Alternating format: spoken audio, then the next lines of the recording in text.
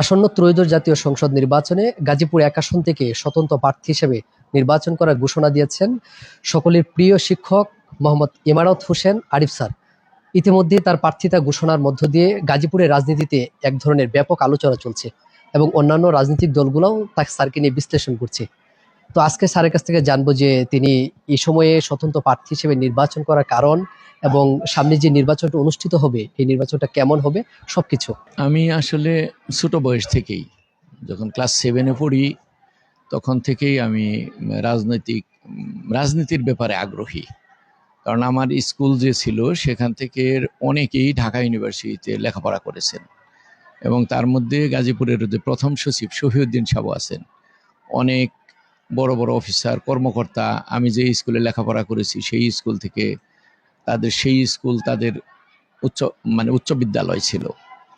তো সেই সময় থেকেই তাদের পরশে এসে দেশ নিয়ে তারা যে কথাবার্তা বলতেন এগুলো আমাকে আমি এই সব কথার প্রতি মুগ্ধ হয়ে যাই। আমার সবসময় মনে হতো যে এইরকম একটা সুন্দর দেশ হলে তো খুব ভালো হতো। এবার সুন্দর একটা পরিবেশে নির্বাচন হবে। তখন আমার যে শুভাকাঙ্ক্ষী যারা তারাই আমাকে উদ্বুদ্ধ করেছেন। দীর্ঘদিন আমি বলেছি যে না, আমি আর এর মধ্যে যাব না, আমার স্কুল কলেজে দেখাশোনা করব। তাদের কারণে, বিশেষ করে আমার শিক্ষকদের কারণে, অঞ্চলবাসীর কারণে এবং আমার ভাই ডাক্তার শরীফ ওর কারণে আমাকে পরে আমি সিদ্ধান্ত নিলাম, আমি উদ্বুদ্ধ হলাম। পাশ ফেল সেটা আল্লাহর হাতে, আমি তো আর জানি না। আল্লাহ যা ভাগ্যে রেখেছে, মুসলমানরা তো ভাগ্যে বিশ্বাস করে। তো যাই হোক, সেটা ঘটবে। কিন্তু আমি এই কথাগুলো অন্তত বলতে পারবো। আমি মনে করি যে এই যে দেশের যে এই যে রাজনৈতিক অঙ্গনে অস্থিরতা, এটা সবাই জানে, এটা না।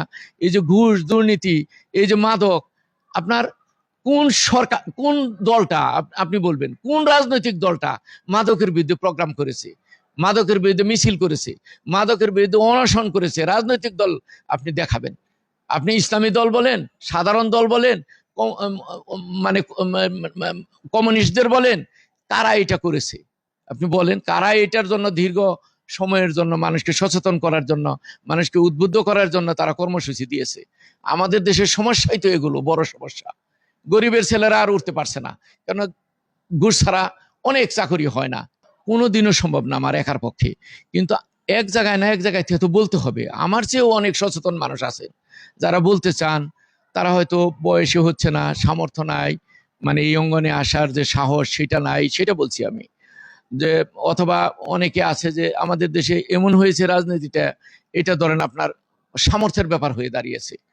এখানে এমন একটা অভ্যাসে পরিণত করেছে ভোটারদেরকে, যে অনেক, সব ভোটার না, অল্প কিছু লোক এরকম থাকে যে যারা ধরেন যাদের পিছিয়ে অনেক দলই আমরা দেখেছি যে টাকা পয়সা খরচ করে।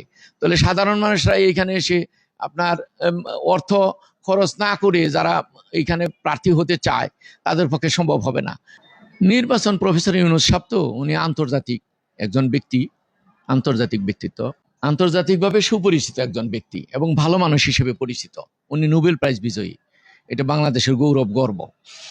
তো উনি যেহেতু এটার বারবার বলছেন যে নির্বাচন সুষ্ঠু হবে, আমি এটা বিশ্বাস করি যে নির্বাচন সুষ্ঠু করবেন। তবে আমি মনে করি সেনাবাহিনীর সরাসরি যাতে অংশগ্রহণ যদি থাকে, অংশগ্রহণ বলতে আমি বলছি ভোট সেন্টারে, তাহলে নির্বাচনটা আসলে সত্যিকার অর্থে আমি বিশ্বাস করি যে ভালো হবে এবং সুষ্ঠু নির্বাচন হবে। কিন্তু কোনো প্রার্থী আসলে বলবে না যে আমি বিজয়ী হব না। আমাদের দেশে মিথ্যা করে হইলেও অনেকেই বলে যে না, আমি পাশ করব, আমার অবস্থাটাই ভালো। এখন এটা বাস্তব ক্ষেত্রে আরো সময় আছে, দীর্ঘদিন সময়, তখন দেখা যাবে। তবে আমি আমার প্রচারণা কাজ চালাচ্ছি। আপনারা জানেন যে সমাজের সর্বস্তরের মানুষ থেকেই আমার নির্বাচনের জন্য উৎসুক, আগ্রহী এবং বলা বলি শুরু করেছে। এবং এর মধ্যে সমর্থন ব্যালটের মাধ্যমে হবে, সিলের মাধ্যমে হবে। এর মাধ্যমে আমি যেটা বুঝেছি যে আমি মানে ভালোভাবে প্রতিদ্বন্দ্বিতা করার মতো এবং মানে মানে অবস্থায় আছি এবং এটা আমি চেষ্টা করব যে আরো যাতে বৃদ্ধি পায়। এইটাই আমার আমার ভেতরের যে নির্বাচন নিয়ে আমার ব্যাপারে যে ধারণা, আমার অবস্থান কেমন, এটাই আর কি।